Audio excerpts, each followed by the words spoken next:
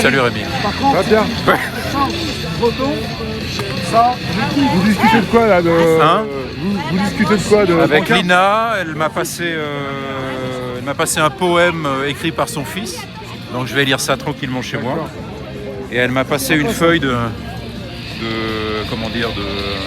tout un tas de plantes pour se soigner, etc. Voilà, donc ça peut être utile. Je t'ai offert un poème aussi, mais on ne peut pas dire de qui. Je t'ai offert un poème. Avec des couleurs. Demande à la Room un morceau de musique pour samedi prochain. Pour samedi prochain, la Room, Pierre voudrait un morceau de musique pour sa playlist. Il fait sa playlist d'un samedi à l'autre. Ouais. Donc là, pour organiser la prochaine samedi prochain, si vous aviez justement des propositions de musique, et je vais lui dire.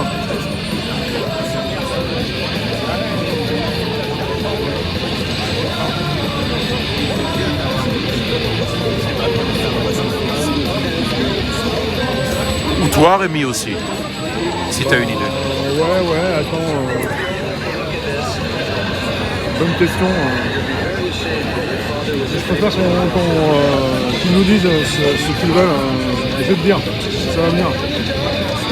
S'il est toujours, comme ça leur permet d'être là sans être là. Voilà, c'est bien. Voilà, ils sont là à travers leur morceau de musique. Pierre attend justement votre proposition. Couleur noire sur la... Alors, c'est parti là.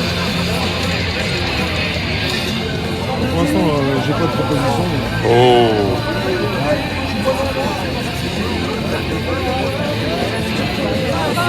Je te dis ça quand j'ai ce qu'il faut. La bombe humaine. La bombe humaine. La bombe humaine. Écoute, moi je prends tout, hein. Tu vois, il en faut pour tous les goûts. Bob Marley, One Love, hein. Ah, Bob Marley, One Love, bah oui. Là je prends direct. Pierre, j'espère que je ne t'ai pas trop déçu en parlant de toi. J'ai pas écouté, j'irai voir. Tant mieux. Ah, tu ne verras pas, il a coupé. Donc t'es tranquille. Non, tu peux dire n'importe. Le stress. Toi, t'as parlé de moi. Non, j'ai pas parlé de toi. J'ai dit simplement que tu m'avais permis de penser à ce que tu m'as dit et de rentrer et de me remettre en cause et d'accepter en fait que j'ai eu raison. Et voilà, je fais ce travail-là. Voilà, c'est ce que je Le dis. jugement dernier, tu connais le jugement dernier De Sniper. Oui, Sniper, le groupe de rap, bien sûr. Le jugement dernier. Mais ça vient. Ah non, tu Ouais, moi je crois que c'est déjà pas mal. Bah ouais. Mais, Ah non, tu sais Merci la room. ouais, plus de façon face à la lutte. je regarde parce que après je vais t'embaucher pour chez moi. I là. want to break free, ouais. Ouais. Mais par contre, si tu pas pas, masqué, pas comme ça, ma cuisine, Ouais, déjà, c'est pas mal. pas arriver. Bah ouais, parce que t'as un peu ce qu'il faut. De toute façon, t'en mets combien par semaine? J'en mets une vingtaine, ouais, histoire d'avoir une heure et demie avant de partir. Et là, c'est ton enceinte, hein? Là c'est mon enceinte, mais il va falloir que j'investisse dans quelque chose d'un peu plus puissant parce que Et là, la playlist a commencé. Hein. là ça a commencé. Ouais. Tu penses que je t'apprenne à parler. Comment ça se passe la vie de tous les jours, Pierre, depuis qu'on s'est parlé l'autre fois? Écoute, la vie de tous les jours, je sais pas, rien d'extraordinaire. J'essaie de me nourrir l'esprit. Voilà. Je pense que c'est quelque chose de très important, de se nourrir l'esprit. C'est-à-dire par... Là, à côté, c'est GPLC, il y a le voilà. mur des fédérés, Oui. le mur et le mur des communards. Le mur de fédérés est là, et il y a des milliers de morts là-bas. Et j'ai une film que vous pouvez voir sur YouTube, Maria Koleva Film, sur une grande fête pour quand il y avait encore quelque chose qui existait. Maintenant, rien, nous sommes dans le nouveau Moyen-Âge et il faut ne pas attendre qu'on nous tue tous. On fait la commune de Paris.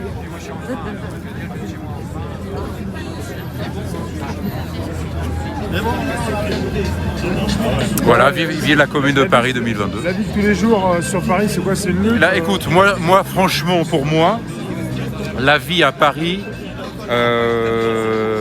hormis les manifestations du samedi, il n'y a pas grand-chose qui m'intéresse à Paris. Étant donné que j'ai grandi à la campagne, c'est-à-dire proche de la nature, moi en ville, je m'ennuie. Voilà, j'ai vraiment besoin de la montagne, de la campagne, etc.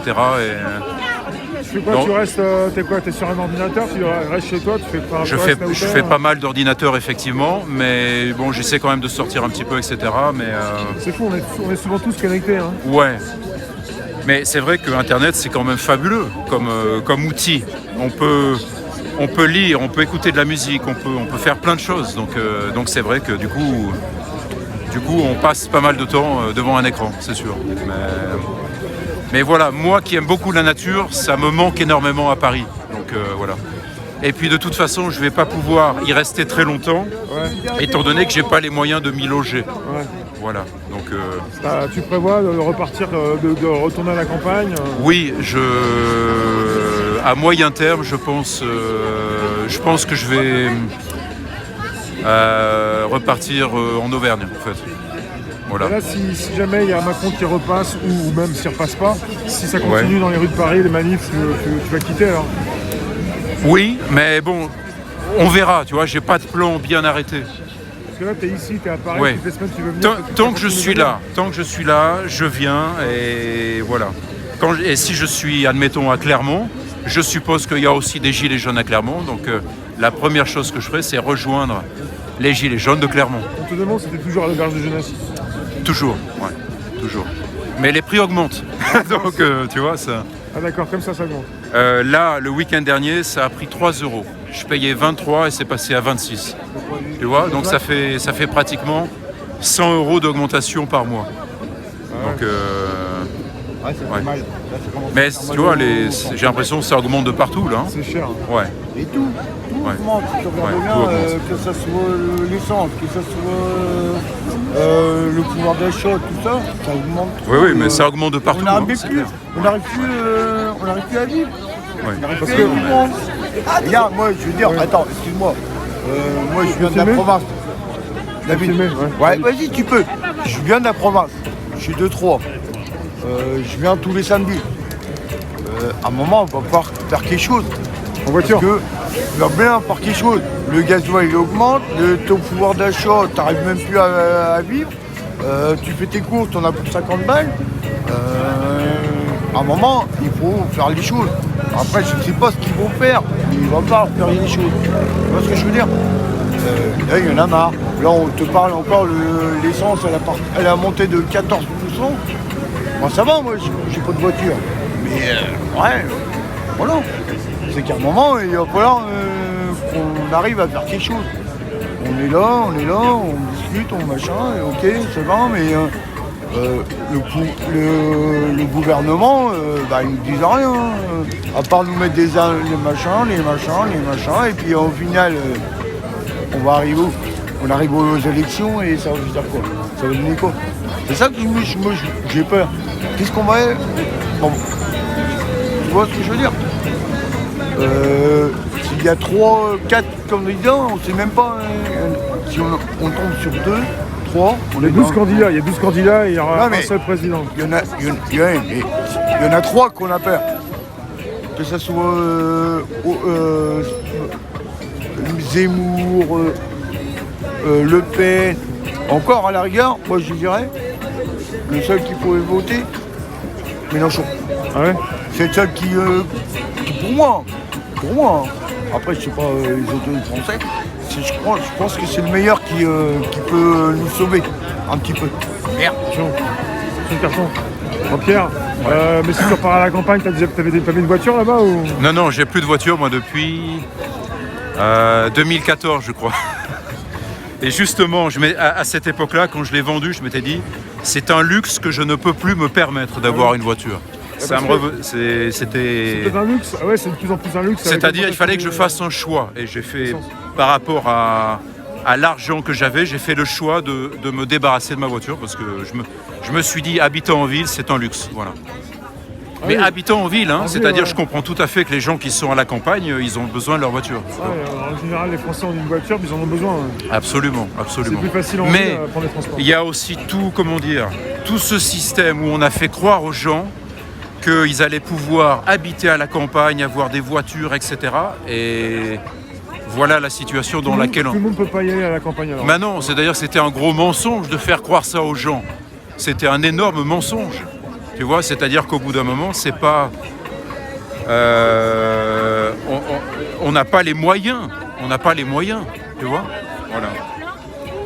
Moi, j'ai compris ça assez rapidement parce que j'ai grandi dans une famille où, justement, donc j'habitais à la campagne et mes parents avaient chacun leur voiture, etc. Et tout de suite, j'ai vu que ça marchait pas du tout. C'était l'horreur à la maison. Tu vois, mes parents étaient pris dans ce système-là. Et moi, en voyant ça, je me dis, oh là là là là là là là, c'est une catastrophe. Ouais, ils avaient des soucis de voiture. Non, ils n'avaient pas des soucis de voiture. C'est-à-dire que ils étaient pris dans ce système capitaliste qui te fait croire que tu peux avoir tout ce que tu veux, une maison, autant de voitures que tu veux, etc., etc. Et nous, en tant qu'enfants, on voyait nos parents ça partait complètement... Ah, c'était pas que les voitures, c'était aussi ce qu'ils pouvaient dépenser. C'est le mode de vie. C'est le mode de vie dans son ensemble qui ne fonctionne pas. Ce mode de vie capitaliste qu'on a vendu aux gens, ça ne fonctionne pas. Et là, les gens, ils sont en train de commencer à le réaliser que ça ne fonctionne pas. Tu vois ? Voilà. Moi, c'est pour ça que je te disais, quand tu me demandais, ça fait combien de temps que je suis gilet jaune, ça fait très longtemps. Ouais.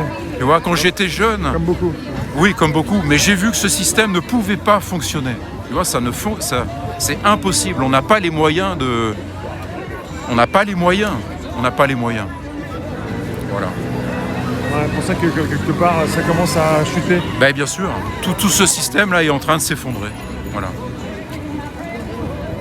Et toi, t'es en force pour savoir quelle sera ta place, ce que tu voudras faire. Non, pas du tout. Moi, je suis... parfois dire non, là, tu t'avais arrêté ton ancien travail. Je sais ce que je ne veux pas. Ouais. Voilà, et c'est déjà pas mal. Mais j'ai jamais su ce que je voulais, précisément. T'as pas envie de retourner dans l'éducation nationale ? Ah non, non, pas du tout. Non, pour moi, c'était un choix par défaut. Tu sais aussi ce que tu veux plus. Ouais. Je sais ce que je veux plus et voilà. Et c'est déjà pas mal. Voilà. Ça écarte pas mal de choses parce que voilà. Et après on verra. Tu vois, j'ai pas de plan. On verra. Et quand t'es à Paris, tu rencontres du monde dans la semaine ou seulement le samedi ? Un petit peu, pas tant que ça à vrai dire. Hein. Ouais. Surtout le samedi. Tu sais, j'attends le samedi avec impatience. Ah ouais. Le reste du temps, je m'ennuie pas mal à Paris, comme je te disais. Et tes contacts, tes amis d'enfance sont toujours là où tu as vécu quand tu étais petit Je les ai pratiquement tous perdus, les amis d'enfance. Ouais. C'est-à-dire, ils sont tous partis. Tu vois, ils sont pas restés là où tu... Voilà, nos chemins de vie se sont séparés. Ouais. C'est dur, c'est la vie, quoi. C'est la vie, chacun prend un chemin et... Voilà, Après, des fois, quand tu restes là où tu as grandi, tu peux toujours être proche de personnes. Voilà. Moi, c'était pas mon cas. Je suis vraiment parti loin de là où j'ai grandi. Donc, ouais, j'ai perdu tous les... À chaque fois, je perdais les personnes... T'as beaucoup bougé, hein. Ouais. À chaque fois, t'as changé beaucoup de région. Ouais. C'est-à-dire que je sais pas si je suis un grand voyageur, mais à un moment donné, à certains points de ma vie, quand il fallait que je fasse un choix, je préférais partir plutôt que de rester et garder éventuellement des copains. Je préférais partir. Voilà. C'est important que tu puisses bouger quand on en as besoin, quoi. Ouais. En tout cas pour moi. Tu vois, voilà. Et donc ça va continuer. Comment ? Et donc ça va continuer, tu vas pas rester ici. Je suppose. Paris, c'est pas ta ville. C'est ma ville de naissance. D'accord. Mais pour moi. C'est ça aussi, tu es né à Paris. Je suis né à Paris. Je l'avais pas dit. D'accord. Non, mais c'était il y a longtemps. Tous les jours. Non, mais voilà, quelque part, il y a des choses qui te... Non, parce que j'y suis né, j'y suis resté quelques mois. Ouais, voilà, mes parents, ils travaillaient à l'époque et très rapidement, ils ont trouvé du travail en Auvergne. Donc voilà, c'est vraiment pour l'anecdote. Je suis né à Paris, mais... Ils ont voulu partir parce qu'ils ne supportaient plus. Non, la vie. à cette époque-là, à l'époque de mes parents, c'était une époque où on trouvait du travail très facilement. C'était tout l'inverse d'aujourd'hui, c'est-à-dire il n'y avait pas de chômage pratiquement. Les employeurs, ils demandaient, tu vois, ils demandaient aux gens de venir travailler pour eux. Voilà.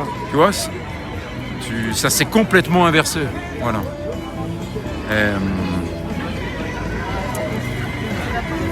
Et voilà. Et toi, voilà. tes parents, t'es en contact souvent avec? Non, parce qu'il y a eu des gros problèmes dans ma famille. Ah mince. Parce que je t'aurais demandé, qu'est-ce que pensent tes parents de cette époque? Est-ce qu'ils la comprennent? Est-ce que quelque part ils comprennent ce que tu fais toi? Ils comprennent ce que font les gilets jaunes peut-être? Ou ceux qui se battent? Est-ce qu'ils sont pour la pensée unique, pour le courant principal, les chaînes d'infos continues? Non. Tout ça Je dirais non. Ils sont critiques un peu quand même. Oui, Ouais. j'ai grandi quand même avec... Enfin, comment dire, on m'a transmis un... Oui, clairement, on m'a transmis un esprit critique. Oui. Mais, malgré tout, il a fallu que je me dégage du mode de vie de mes parents pour trouver ma propre voie. C'est-à-dire mes parents, pour moi, leur mode de vie, je me disais non, ça ne va pas. Moi, il faut que je trouve autre chose. Il faut que je trouve un autre chemin. Je ne veux pas suivre le chemin de mes parents. Tu vois, c'est-à-dire quand je te disais que peut-être malgré eux, parce que tu sais, il y a tout cet embrigadement mental dont on n'a pas conscience. Hein, tout ce matraquage. Et même, tu vois, par exemple, ma mère, elle voulait pas qu'on ait de télévision à la maison. Oui. C'est bien, mais ça ne suffit pas. C'est-à-dire, comment dire, la propagande arrive de partout. Tu vois, elle arrive par l'école, elle arrive par la société, elle arrive par la publicité, elle arrive par tout un tas de choses. Et comme je t'ai dit, mes parents, pour moi, peut-être malgré eux, ils étaient rentrés dans ce rêve, entre guillemets, capitaliste, qui pour moi est un cauchemar. Tu m'as dit, ouais, ils sont partis, tu m'as dit qu'ils sont partis en province, ils travaillaient dans quoi? Ils travaillaient dans quoi, on peut savoir? Mon père était analyste informaticien dans la plus grande usine de transformation d'aluminium à Issoire. Voilà. Il a été licencié dans les années 90. Donc tu vois, par rapport... Moi, quand j'ai vu ça m'a donné à réfléchir. Ma mère travaillait... à l'époque, ça s'appelait les PTT, qui est devenu France Télécom. Ouais. Selon ses propres dires, elle faisait un métier qu'elle détestait. Tu vois, mais elle l'a fait jusqu'au bout. Parce que pour elle, voilà, même si on n'aimait pas quelque chose, il fallait le faire. C'était son mode de pensée. Donc imagine, moi, mes frères et sœurs, avec quelle image du travail j'ai grandi. Ouais. Avec une image désastreuse du travail. Tu vois, mon père licencié, ma mère qui a fait toute sa vie un travail qu'elle détestait. Imagine l'image que ça m'a donné du travail. Tu vois.